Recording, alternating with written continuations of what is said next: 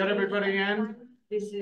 Well, I'm going to begin by giving a tip of my hat and say top of the morning to all of you on the Ides of March and the start of the St. Patrick's Day weekend. We're all Irish this weekend, or this month, I suppose. But we want to welcome you here this morning, and we're so delighted to be here with our special guest. Maggie, thank you so much for inviting. Well, thank Dr. Browne for saying yes. Yeah. He didn't want me to harass him. We have a number of people at home or in their office wearing their sweatpants this morning. I hope they're green. But thank you all. There's a number of people. I think it's about half and half split between folks that are here with us in the present and those of you who are with us virtually. But I'm sure you can hear us crystal clear, and I hope you'll join in the conversation today. I want to just say a couple of personal words about my relationship with Griffin. I was with Patrick last night, Dr. Browne, with the Valley United Way at Opalia. And I think you all know Griffin was a real leader in addressing this COVID outbreak, not only here in our region, but across the state. And in fact, this was the epicenter. This was the epicenter. The mass vaccination center was right below us. Nancy and I and Laura were directing traffic here for a couple of years. And I mean that literally. People were looking for the space. But Griffin was a leader in dealing with this issue, first with COVID testing, then with the mass vaccination center, and then with their outreach that continued for 18 months following that, with a fleet of vans that was leaving here daily, going out to our state prisons, going to our state universities, going to companies like Sikorsky, going to our nursing homes. And we thank you for that. We applaud you for that. Dr. Browne was really, really extraordinary. So, Dr. Jay, I'll let you introduce our keynote speaker. Thank you and welcome. Changing the order today, we want to be mindful of Dr. Browne's time, so we're going to go with the presentation first. So Dr. Frederick Browne serves as the Vice President of Medical Affairs and Chief Medical Officer of Griffin Hospital, located in Derby. He also holds the position of President of Griffin Faculty Physicians. His medical journey began with a residency in internal medicine and anatomic clinical pathology at Penn State University, and he owns experience doing fellowships in infectious diseases, medical microbiology, and epidemiology at Yale University School of Medicine. Dr. Browne holds board certifications in internal medicine, infectious diseases, and addiction medicine as well. And despite his administrative duties, Dr. Browne remains clinically active, working as a per diem hospitalist and providing clinical services in infectious diseases and addiction medicine. Thank you so much for joining us. No, my pleasure. Thank you. Just as a warning, I do have a tendency to talk a lot on this topic. This is like a big topic and big in the aspect that I sort of talk about this. And on Saturdays in the fall, I typically teach at Sacred Heart University, the PA students, and those are 3-hour lectures. So we'll keep it down to like 2.5 for you guys. As long as Siri tells me in the 25 minutes, we'll be good. So what I want to do is I took the 3 big topics, sort of pulled them together so we can talk about each one of the viruses and then we'll talk about the vaccines associated with them to kind of give you an overview of what we're seeing. There's a lot of pieces that are there. So what I'm going to do is actually, the way I designed these slides is that if you can have these slides, they can share them. They actually have a lot of words on them. I'm not going to read the words. I'm just going to they just are there to remind us as topics to discuss sort of what I want to talk about. So we're going to talk about influenza. We're going to talk about A and B. We're going to talk about coronavirus, COVID-19, and SARS-CoV-2. I'm going to explain what each one of those means and why it's important to us in our world. And then I'm going to talk about RSV, a respiratory syncytial virus. So let's start off with influenza. So when we talk about influenza, really what we're talking about is a respiratory virus. And it's really important that we know the difference between respiratory viruses and non-respiratory viruses. Respiratory viruses, and these are 3 of the biggest respiratory viruses we have. Respiratory viruses are obviously brought in by the same mechanism of action. So they basically get into our body by either being breathed on, so we call that droplets. So these little things here, these are droplets. So anything about 6 feet away from us is considered to be a droplet. So either droplets, and then some are actually we have to have that face-to-face, like COVID, we have to be very close to get it. Some of them actually live on surfaces for an extended period of time, what we actually will call fomites. So if I have the flu, I cough or sneeze, it lands on the surface, someone else comes along before it gets wiped off, touch their mouth and nose, they get the flu. So that's what we're talking about. So this is actually, each one of these is a different type of virus. And that's why I wanted to mention that this is actually, so when we talk about flu, it's an orthomyxovirus. The other ones are different viruses. So they have different families, therefore they act differently. And I think sometimes people get confused about this when they talk about vaccines because they're like, well, I got the flu vaccine, so I'm not going to get COVID. And that's why. These are completely different viruses, completely different families. So talking about influenza, when we talk about influenza, we're really talking about really the two majors. So we talk about influenza A, being the more aggressive of the influenza. It's usually associated with early on in the season. So this is could be a late August, usually leading up to about this time. It's a little bit late for influenza A right now. And then we see a transition from influenza to influenza B, which is really less aggressive. Now that doesn't mean that you can still not get really sick from it and have complications. So it is definitely, those are theirs. There's also an influenza C, and there's a lot of other letters that are associated with influenzas that are either not human or not have anything to do with us. So everybody kind of knows the flu symptoms, right? You get the fevers, you get the chills, you get the cough, upper respiratory, it's a respiratory illness, so you're gonna end up getting cough. What people usually don't know is what are the bad things that can happen to it? So when you are making a recommendation for influenza, what are we trying to prevent? Well, we're trying to prevent people from getting sick. We're trying to prevent people from spreading an illness, right? And we're also trying to prevent people from getting severe effects. The more people that get infected by any virus, the more people that get infected, it's more likely that you're gonna see, or I'm gonna see as a clinician, these bad side effects. So the more I see of this, the more I'm gonna see these things. And the issues that we see is we can see inflammation of the heart. And again, these are rare complications, but do occur. So we see myocarditis, so inflammation of the heart. We can see inflammation of the brain. We can see encephalitis, right? Not meningitis, but encephalitis, the actual swelling of the brain itself, or inflammation of the brain. We can get inflammation of the muscle tissue, a myositis can occur. And then we can have really severe illness. And I will tell you that I've seen this, we obviously saw it in COVID because there was so much that was there, but I've actually seen this, I'd say a few times in just regular patients. I've actually saw a younger gentleman in his 20s who ended up having influenza B, the less aggressive one, influenza B, ended up getting sick, ended up getting very sick, ended up having a cytokine storm, so ended up having his immune system just go crazy, ended up being intubated, ventilated, he had to go on ECMO up at Yale. It was a big deal for influenza B. So again, that's sort of the point is that this is, again, a reason why vaccines are important. That's why I'm sort of leading into that. So we talk about flu treatment. Flu treatment, there's sort of the basics, right? When we talk about managing respiratory illnesses, we're talking about rest, we're talking about lots of fluids, over-the-counter medications, really to make you really more comfortable while this lasts. It is a waiting game. It's about outweighting the virus. In influenza, and in particular into A and B, there is a antiviral that can be used, and that antiviral is Tamiflu or Tamiflu. The key thing about Tamiflu is that Tamiflu only works it only works if you get it in the right window. So if you look at the label, probably 5 days is what they say on the label. That's probably going to be too late.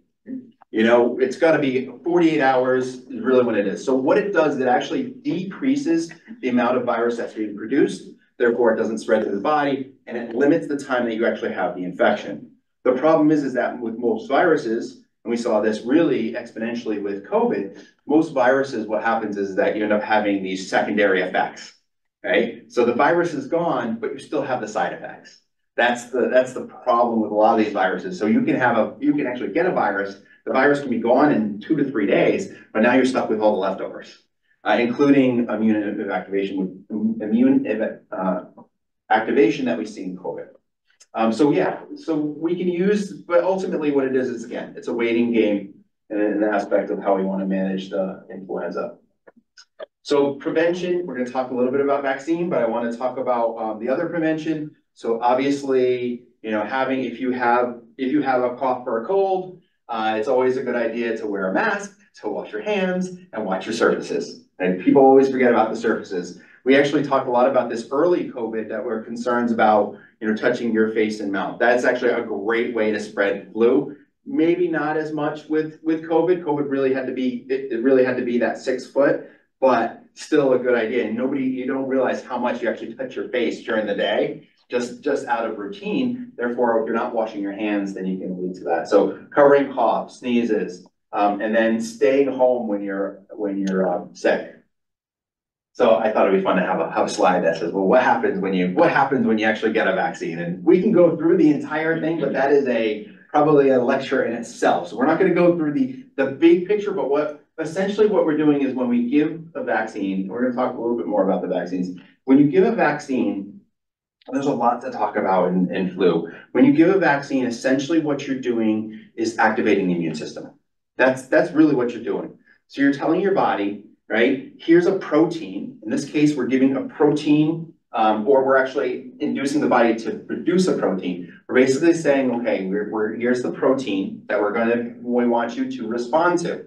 This protein will come in, there'll be a vaccine injection. Our cells pick that up. They actually send it to a bunch of different areas, right? This big area in their immune system. And essentially what it does is that it activates our immune system to respond to it. It responds by having immunoglobulins, so our IgM start, and then our IgGs, and then it goes into memory. It goes back into those cells, and it hides there until you get infected again. So what happens is that just any vaccine, what happens is that it's activated, your body's shown a protein, and then the next time it sees that protein, the next time it has an overwhelming response to eliminate that.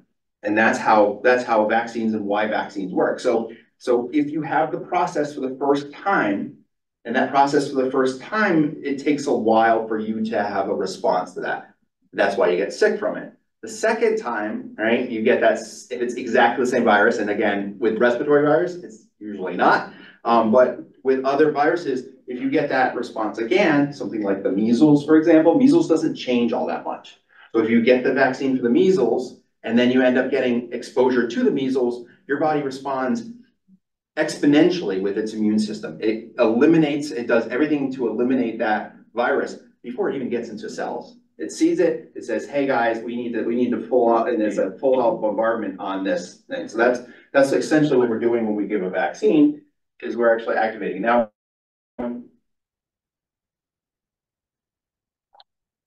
we can do this in a couple different ways. We could do this in the influenza, and we'll talk a little bit about how we do this in COVID.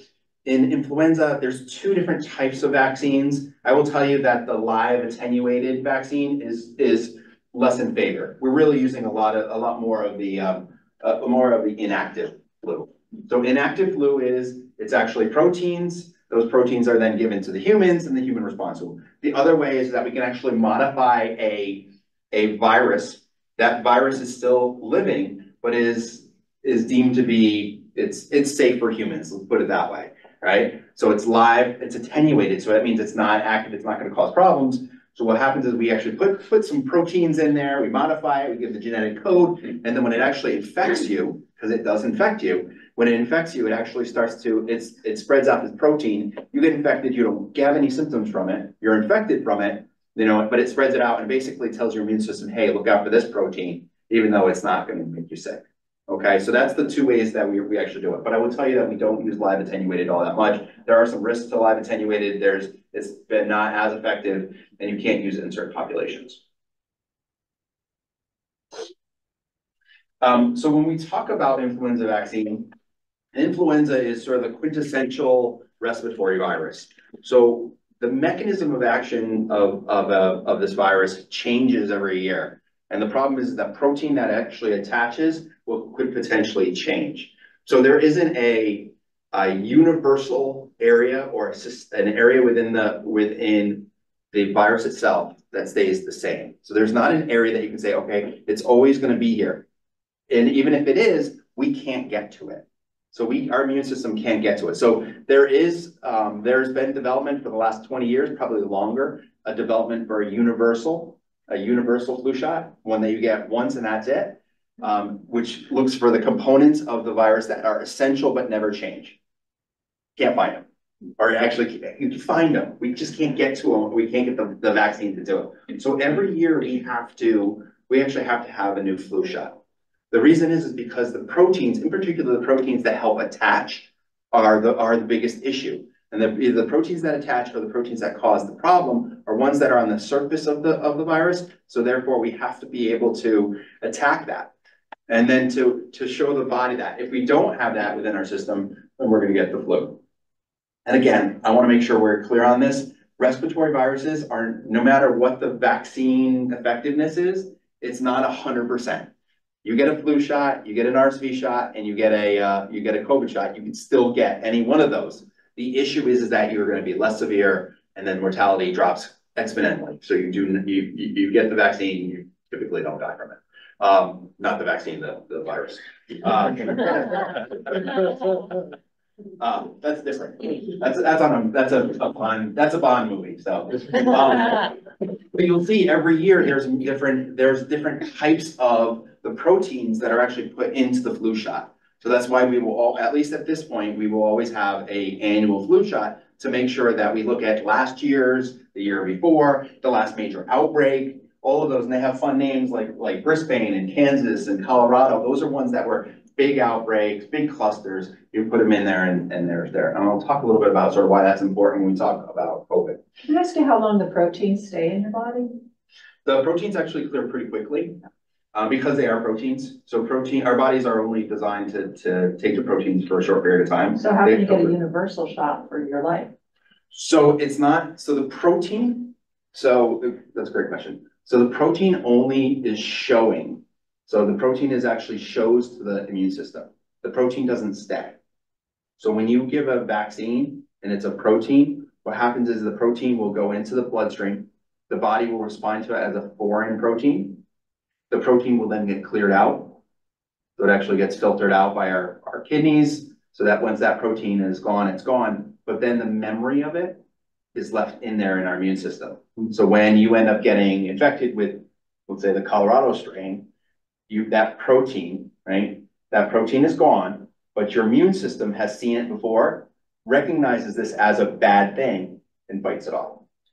So how come if we've gotten 20, virus shots over the past 20 years, flu shots? Yeah. We're not like immune to 20 different strains of flu. You are. Oh. They just change. Okay. So theoretically, if you get a flu shot every year, that you will end up by 20 years that the variations that are there may not necessarily, you may have some immunity to them. Okay. So that's actually, it is a cumulative effect by getting it, which is actually kind of a neat factor. So I will tell you in the outbreak of 1918, right? So back when there wasn't any vaccines really or anything that was being used, or not any flu vaccines. In the outbreak of 1918, so in 1918, it was very interesting in who was dying at that time. At the time that the flu of 1918 came, the major population that died were the young adults.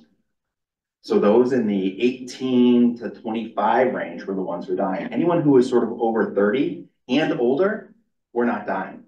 The reason is because they had an exposure to a flu around 30 years before, maybe 30 years before, there was a flu that came out that wasn't deadly, but was close enough. And because it was close enough, they didn't die. And that just goes to show you sort of how your immune system has that memory to do that. So the older people were surviving because it wasn't novel at that point. And that's again, same theory is that if you're getting these proteins that are in there, you're getting the different types. That means the likelihood that we're gonna have a flu pandemic is actually a lot lower. Interesting. So when we talk about who should get a vaccine for the flu, we now recommend everybody. So there you go, easy slide. Even babies? Actually, they do recommend that it's below 6 months. So you don't get it below 6 months. Side effects. So in general, there's limited localized side effects that we do see. The concern would be something, there are two. One is that you can get an allergic reaction to it. And the second is that you could potentially get a Guillain-Barré syndrome is actually associated with it. This is a very rare but can occur neuromuscular issue that can occur so it is a risk of actually inducing it. Guillain-Barré actually doesn't necessarily induce Guillain-Barré, but it could reactivate Guillain-Barré. Now, Guillain-Barré has a tendency, and again, there's not a lot of research on it, but Guillain-Barré could be associated with the immune system. And if you're activating the immune system, then you could potentially make it worse. So those are the areas of there. I have never seen this, but again, there's literature that does demonstrate it. So that's why we say anyone who has a history of Guillain-Barré, we don't do it. All right, COVID-19. I can kind of flip to this. We've heard a lot about COVID-19. So COVID-19. So COVID-19, we know it's so just the terminology. So there's I always like to tell my students this. All right, let's talk. So there's coronavirus. Coronavirus is sort of the big family. Coronavirus has an alpha and beta. So there's two types of coronaviruses that are two big families of coronavirus. Coronavirus is actually a very common virus. 50 to 60% of common cold is actually caused by coronavirus. So we've had coronavirus way before COVID-19, right? COVID-19 COVID-19 is actually a SARS-CoV-2 is how it's defined. So it's actually a different type of virus. SARS so we've seen SARS twice in our generation. So we've seen it twice. We actually have seen two other forms of this. These are beta coronaviruses. So big family alphas, small, another big family of betas, but betas are completely different. So what happens with this is that this is a brand new, even though coronavirus itself is very common, the beta is not as common as alpha. So when it occurred in China, what happened was, and it probably came from animals, stack farming, again, a whole different lecture, but essentially what happened is that we ended up having this new mutation of a virus that we had not seen before. And since we're talking about vaccines, I keep going back to immunology, right? If we've never seen it, and if you remember the beginning, we called this the novel coronavirus. If your body has never seen this coronavirus, and it was different enough from the alpha coronavirus, that means we are all susceptible to it.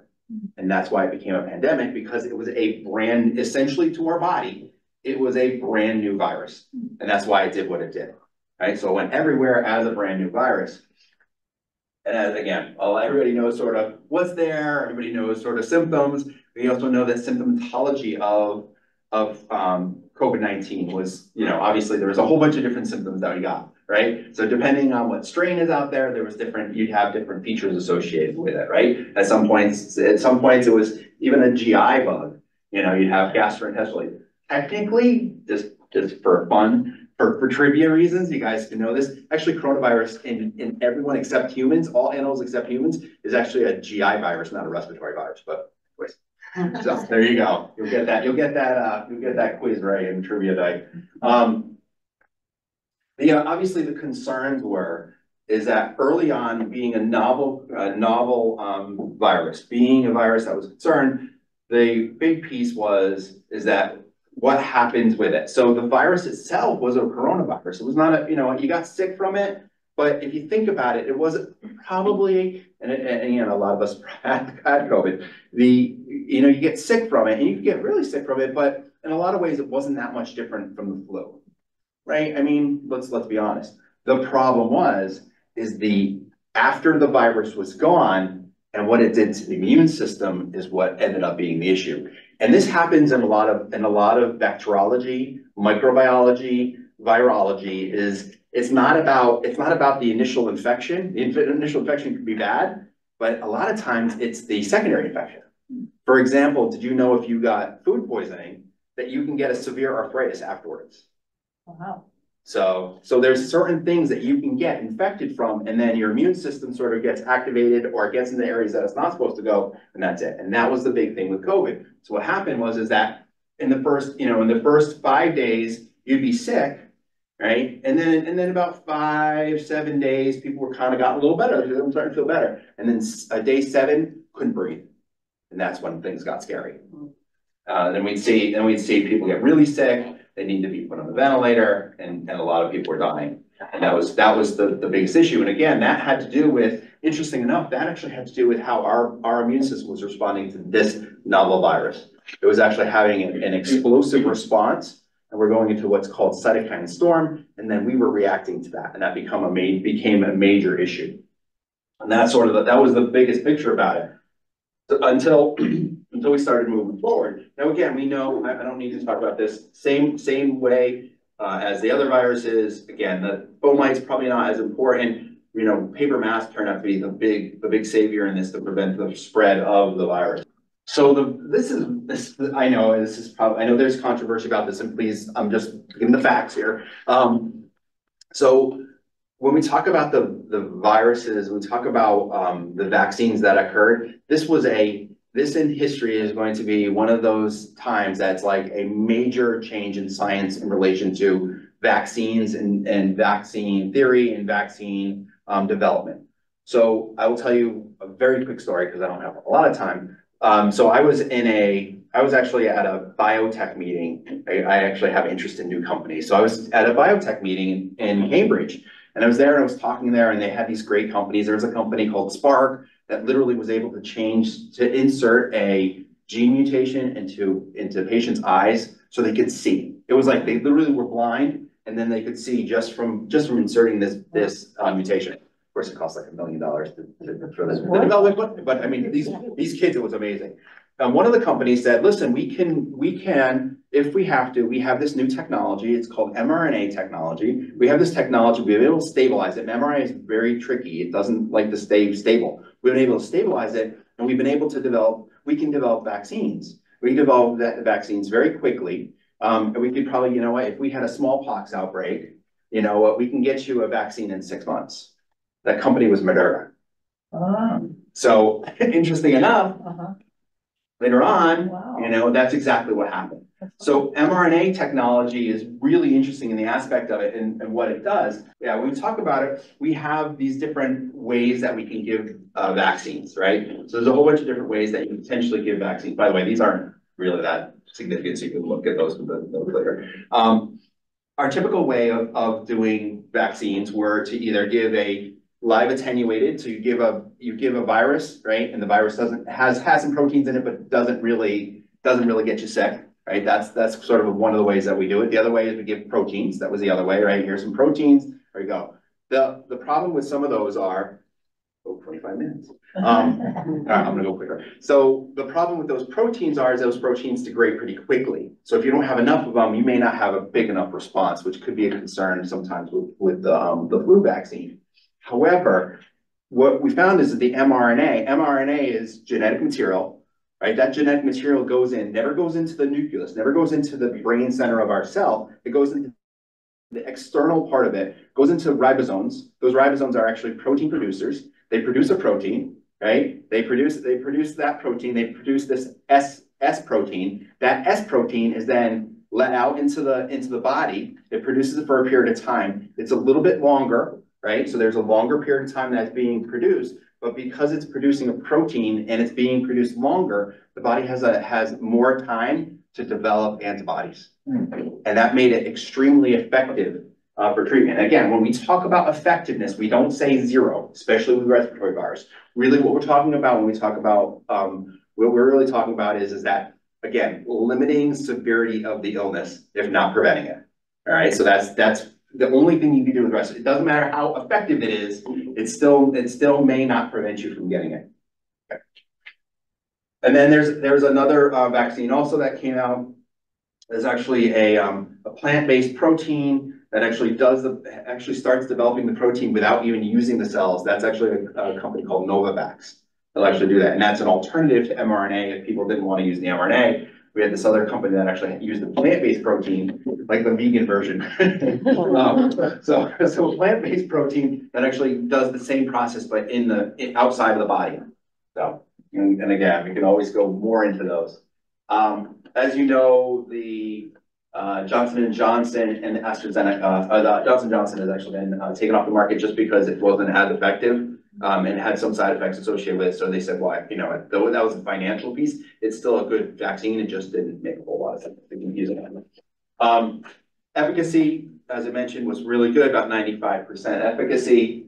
And now, because this virus, and again, at least the two influenza because of influenza and because of COVID-19, because it changes quite a bit, we keep hearing about these new mutations. Those new mutations, what occurs with the new mutations are, and we will hopefully be able to find a universal for coronavirus also.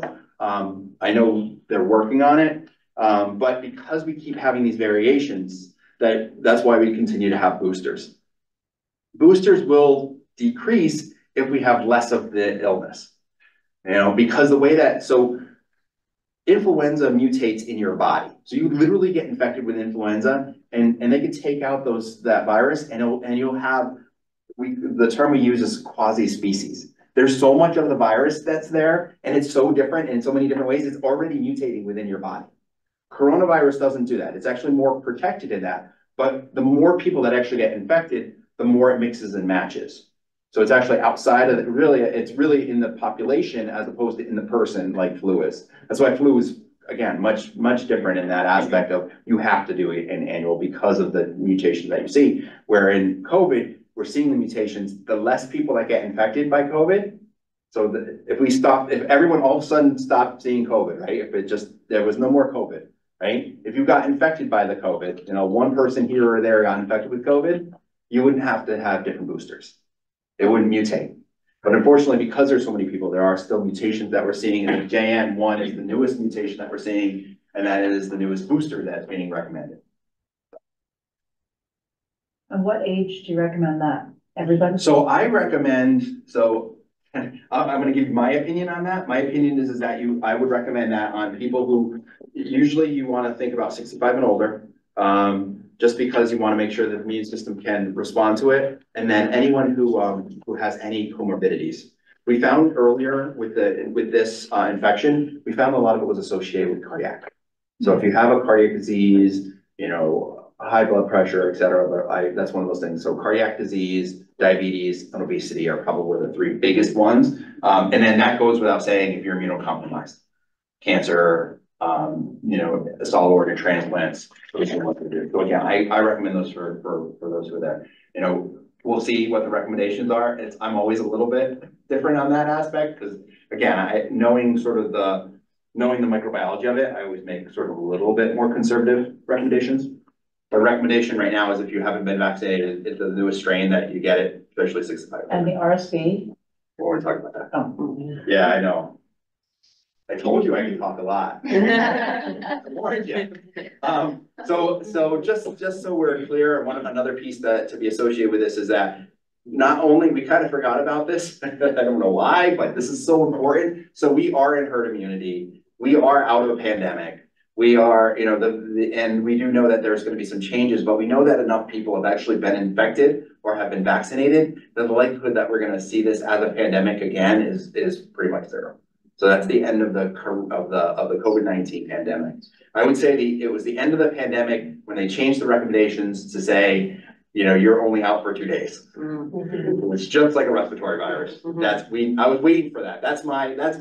It's not the official end, you know, and we ended way before, but that's the end. I mean, that's about it. All right, RSV. So really quick on RSV. When we talk about respiratory virus, there's a few differences about respiratory viruses. So respiratory virus, so respiratory syncytial virus, RSV, is a little bit different. RSV has been around for a really long time. So RSV is not new. The biggest issue that we've had with RSV is actually children. This has been a major issue. In fact, we really see it in a subset of children, usually under 2. is the ones that we have some major concerns about. So having the vaccine was a good thing. Now, RSV, much like coronavirus, is actually a really common virus.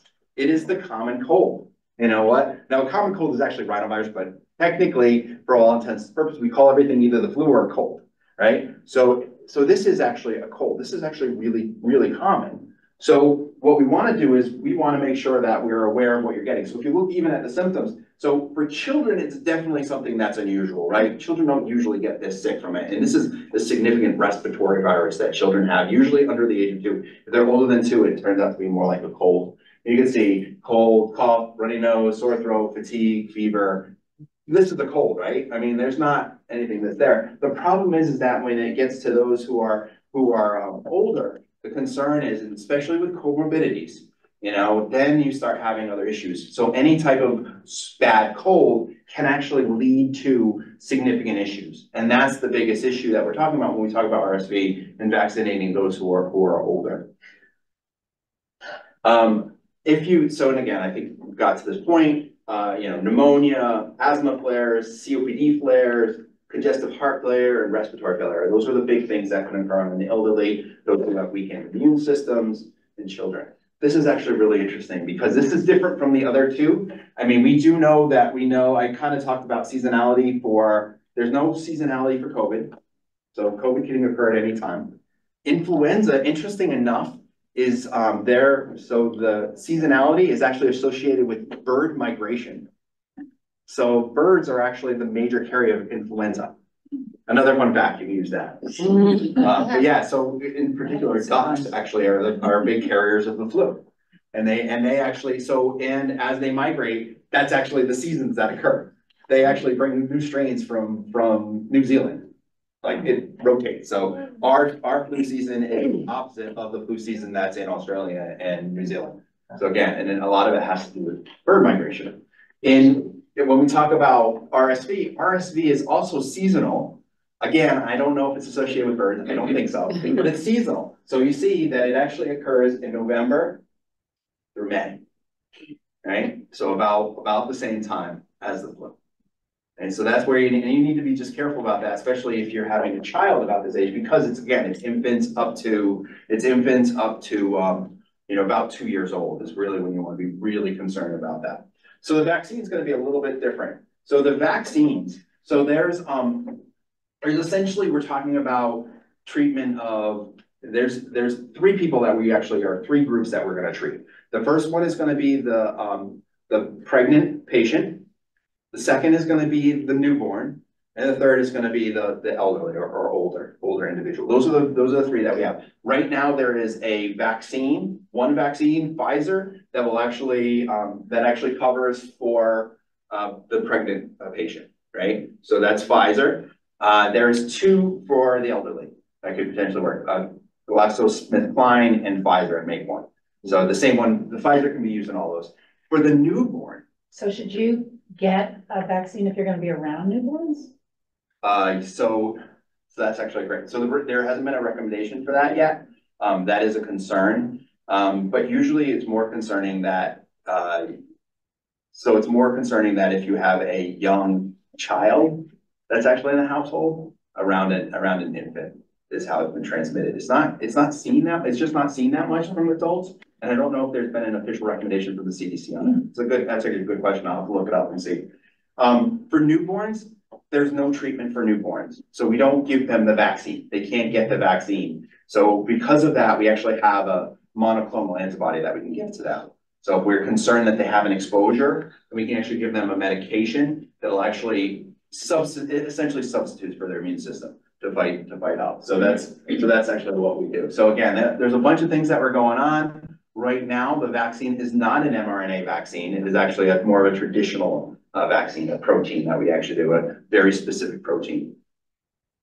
It's actually done in a little bit different way because the exposure is a little bit longer because of the technology that we've developed through mRNA technology. We've actually been able to keep that protein present long enough so the body can actually stuff it. Spread the same way, got to make sure to disinfect your areas, make sure to watch out for services, and then obviously it's highly infectious when it's there. So the targets are the targets, the two major targets, as I mentioned, are pregnancy and adults, right? So the recommendation is 65 or older with comorbidities. Actually, I have a couple comorbidities to say what are comorbidities, because 60 is not that old. So when we talk about pregnancy, it's actually given 32 to 36 weeks. This is actually really interesting because it works out where if you give the vaccine at that age group, the effectiveness for the newborn is like 95+%. Yeah. It works really, really well. I took it So- right before Did you? my son Yeah. was born, Yeah, and good for you. it made a world of difference. It It does. made us much more comfortable having our family and friends over to meet him, because Yeah. he was born right around the holidays. Yeah, and again, especially if you're not, you're not gonna know at that time, but if they're actually early, that could be an issue. So you gotta be really careful about it, because that's actually, it puts them at a higher risk. So again, this is a big thing. This is like literally eliminating all children's hospitals, but that's a whole different, that's a whole different thing. I mean, because this was another major area that you'd have to be admitted for. So these are, when we talk about comorbidities, this is really what we're talking about. The CDC always likes to give like big lists anyway, so it's like, so if you have heart disease, lung disease, so if you have a heart, you have lung, you have kidneys, then you probably should get that. So again, they leave it up if it's this as sort of, these are the issues that are associated with it, and then they go, well, if you're frail, if you're advanced age, if you reside in a nursing home, I mean, listen, so essentially the CDC says if you're at that age, then you should get the RSV vaccine. The nice thing about it is that, again, I think we clarified this. I mean, the children is basically eliminating children's hospital. The adults, this is another way to prevent them from getting a bad infection on top of what they may already have, and then prevents them from potentially getting sick. And we don't, so this did not go through a urgent, this did not go through a expedited review. This has actually been developed over the years. So again, the data that's here is actually very firm data. The data is showing that it's actually very effective and very safe. So it's something that we can potentially use and continue to use without sort of any worries. However, we always watch anything that's new, any medication, any vaccine, anything that's actually being done is actually being monitored. We call that phase 4 monitoring. So we actually monitor this as it goes. And that's it. Sorry. Can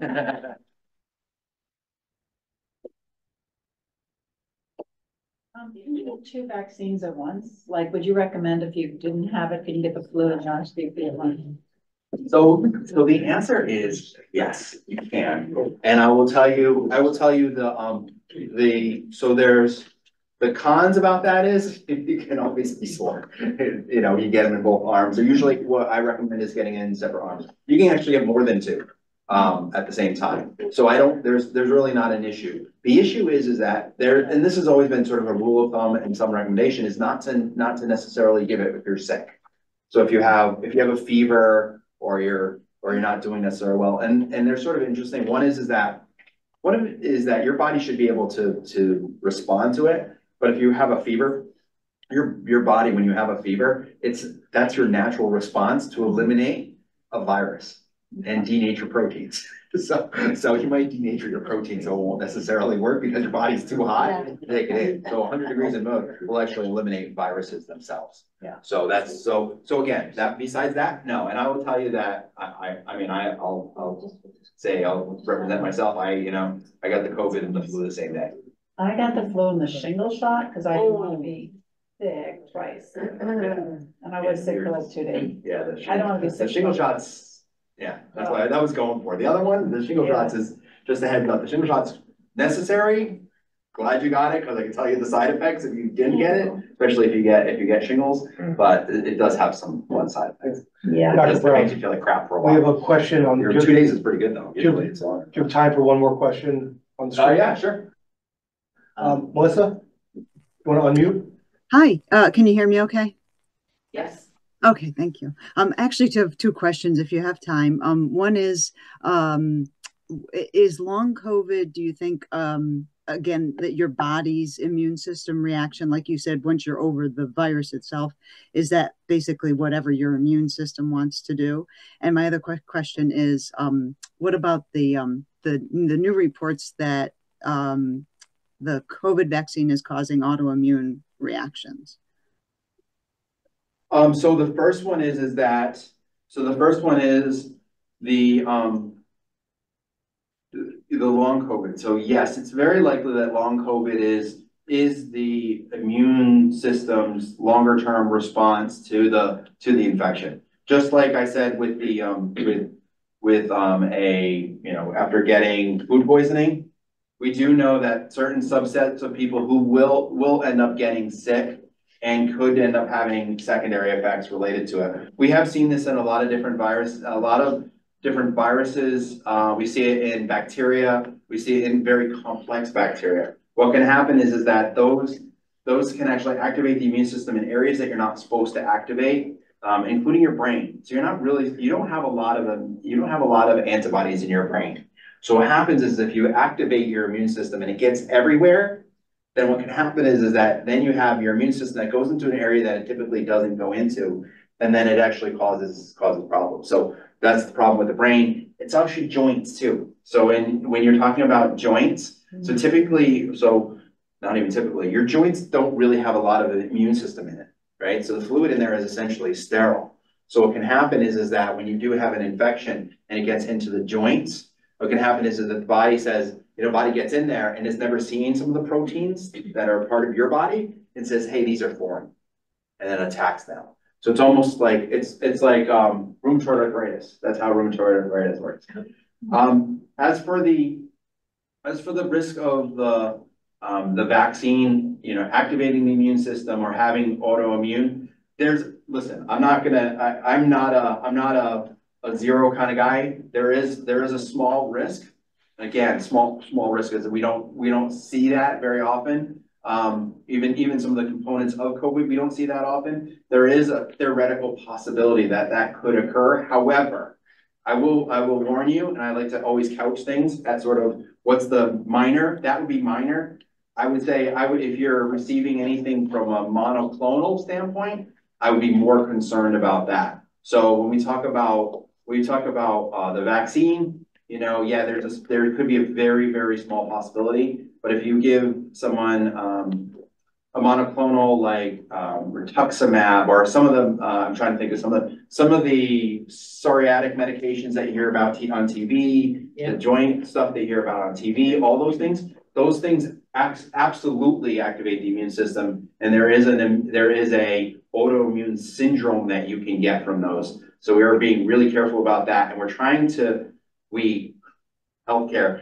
move away from that a little bit, trying to use other things that aren't going to are going to be substitute for the immune system. So we talk about monoclonal antibodies. Really, what we're talking about is giving you other antibodies, not your own. Is essentially what we're doing when we talk about monoclonal. So we got to be really careful about that. Dr. Browne, I think we'd like everyone to say that we'd like to be flies on the wall at your Sacred Heart. How privileged the students are to have you. But what's the current state at the hospital with respect to respiratory ailments, RSV, COVID? So right now, I'm going to tell you, we're doing pretty good from that standpoint. We saw an uptick as expected from COVID. We saw an uptick about 2 weeks after the holidays. So we saw probably a pretty big uptake. We were expecting this because, again, they like listening to me, and I'm sort of, as an epidemiologist, I kind of can calculate it out. So it kind of hit. It's actually hit multiple times. We were able to figure out that there was early on that there was an outbreak in Bridgeport, and we're like, all right, we're going to see this in 3 weeks. 3 weeks later, there it is. So same thing. So what happens? Yeah, exactly. Seriously, it worked. And this is the same thing. So the Thanksgiving, we saw a little bit of uptick. Christmas combined. 2 weeks later, in the middle of January, and basically early middle of January, we saw a big uptick. I said, just wait, it's going to go down. And sure enough, it went down. And then we haven't, peaked up. It wasn't really dramatic like it was in 2020. Peaked up, went down, and we really see it. We see scattered now.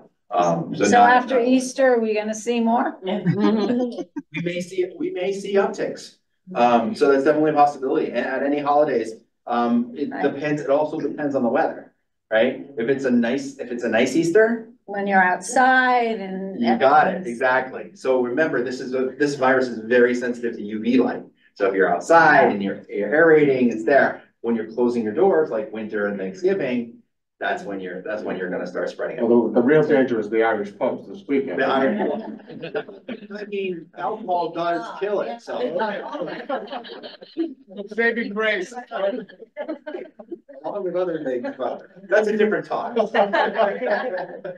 So quick multi-part question, if I may, online.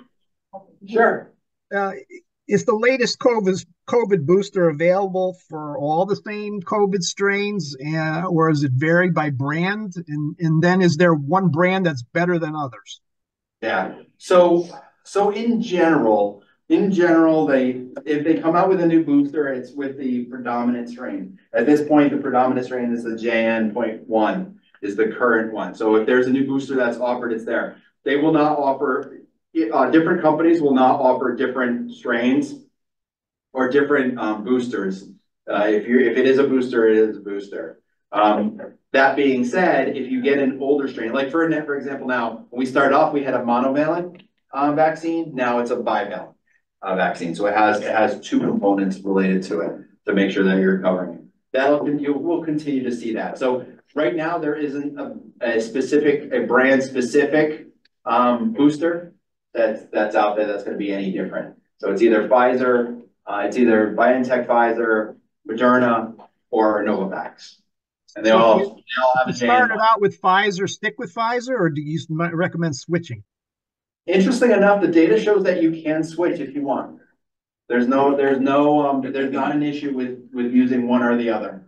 Again, similar mechanisms of action. It's not, I mean, their efficacy is like percentage points difference. It's not a statistically significant. So yeah, you can go with either one if there's not available. I'll tell you as a doctor, my opinion is that you should probably stick with one.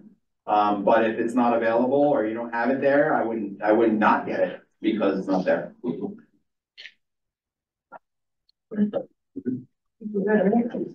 Sorry, I have one quick question. Sure. So this past season, the RSV vaccine for infants, my daughter, was like her first season and we wanted to get it for her, but there was like a shortage nationwide. Yes. And I don't know if it was new that it was the reason, but do you expect that to happen again in the coming season? So the answer is that I would not expect us to have one. I think because it was new, because there was a lot of people who were looking for it. I think we're coming off of, it's interesting because now in the world, everybody's more knowledgeable about infectious diseases and people are even more knowledgeable about vaccine. So when a new vaccine comes out, people look at it and say, hey, yeah, you should get it. Maybe more people got it that, probably didn't need it right away, but it's very likely that we'll have more next year. The reason why I'm smiling is because I'm not a conspiracy theorist, but sometimes, supply demand, increased pricing kind of thing. Yeah. So It's like if they knew that there was gonna be an interest in it, why didn't they make more then? Well, you know why? Because they want to make sure that because it's very expensive to make, Mhm. and then what happens is if they make too much, then they lose money, and I guess it needs to be wasted. So the term that you actually keep these are actually a lot less Mhm. because it does have a limited shelf life. So that's why. So that's again, it's like it's all business. Mhm. Let's give another round of applause for.